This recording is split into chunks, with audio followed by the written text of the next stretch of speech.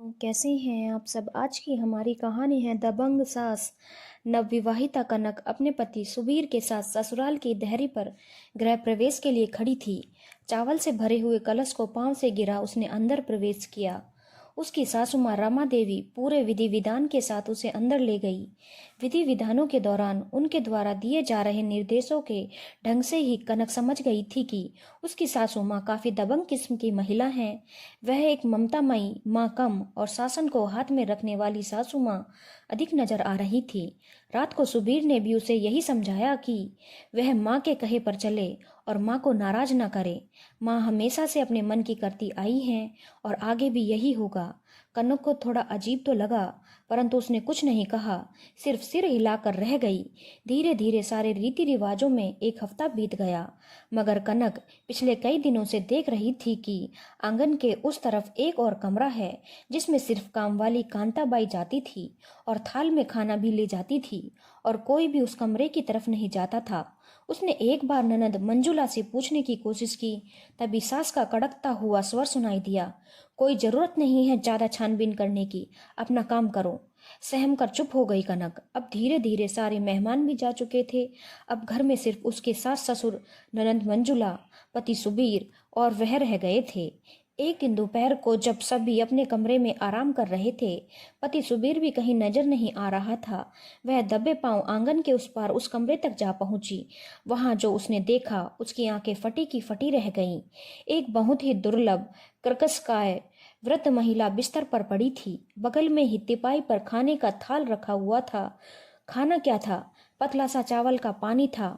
उस महिला के पूरे शरीर पर बिस्तर के पर पड़े रहने के कारण छाले उभर आए थे। सुबीर सावधानी पूर्वक उनके छालों पर मरहम लगाने का प्रयास कर रहा था। व्यवस्थित स्वर में कनक ने पूछा, सुबीर कौन है यह और इस हालत में क्यों है? सुबीर कुछ क्षण मौन रहा, फिर दबे स्वर में कहा, ये दादी है मेरी। कनक स्तंभित रह गई। फिर यह इस अवस्था में क्यों है और इधर अलग थलग इस कमरे में क्यों पड़ी है? क्योंकि दादी ने अभी तक गांव के खेतों वाली जमीन के कागजात पर हस्ताक्षर नहीं किए हैं। अच्छा ही हुआ नहीं किए। अगर उन्होंने कर दिए होते तो माँ तो उन्हें घर से बाहर ही निकाल देती। सुबीर ने झिझकते हुए कहा, तो तुम यह सब देख सुनकर भी चुप क्यों हो? कुछ करते क्यों नहीं? क्या तुम्हें अच्छा लगता है दादी को इस हालत में होना? कनक का मन द्रवित हो गया। पिताजी ने उन्हें एक बार समझाने का प्रयास किया था, पर माँ ने आग बबूला होते हुए अपनी नाड़ी तक काट लेने की धमकी दे डाली। विवश हो गए हम सब। बहुत बुरा लगता है दादी को इस हाल में देखकर।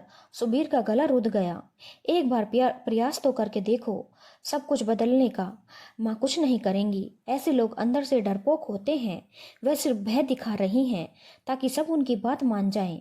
अन्याय का विरोध करना सीखो सुबीर। मैं दादी को अभी इसी वक्त कमरे से बाहर ले जाऊंगी। तुम बाहर जाओ। मैं दादी का शरीर पोंछकर और कपड़े बदलकर उन्हें बाहर लाती हूँ। रमा देवी आराम करने के बाद उठी तो बैठक से हंसने बोलने की आवाज सुनकर उस तरफ आ पहुंची। वहां साफ सुथरे कपड़ों में दादी को बैठी देखकर ही उनका पारा 7वें आसमान पर जा पहुंचा। वह चीखते हुए बोली, किसकी हिम्मत हुई इन्हें यहाँ लाने की? कनक ने शांत स्वर में कहा, इन्हें यहाँ मैं लेकर आई हूँ मम्मी जी। किससे पूछकर और किसकी अनुमति से? रमा देवी दहाड़ी, मम्मी जी मैं भी इस घर की बहू हूँ आपकी तरह। इस घर पर जितना अधिकार आपका है उतना ही मेरा भी है। मैं यह सब बातें आपसे नहीं कहना चाहती थी, पर इस घर में जो कुछ भी अन्याय हो रहा था दादी के साथ, वह देखकर मुझसे रहा नहीं गया। अब दादी मेरे कमरे के बगल वाले कमरे में रहेंगी और पूरे अधिकार और सम्मान के साथ रहेंगी। इनका तिरस्कार अब और मैं सहन नहीं करूंगी। वह इस घर की असली मालकिन है और वही रहेंगी। अब आप मुझे इतना विवश ना करें कि मुझे कानून का सहारा लेना पड़े। मम्मी जी मैं शायद बात अब आपकी समझ में आ चुकी हो।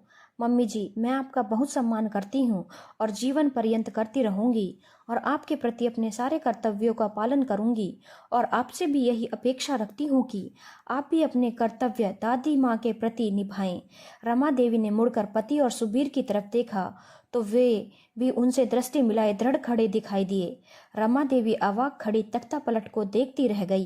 धन्यवाद दोस्तों। अगर आपको कहानी अच्छी लगी हो तो चैनल को लाइक, शेयर और सब्सक्राइब करना ना भूलें।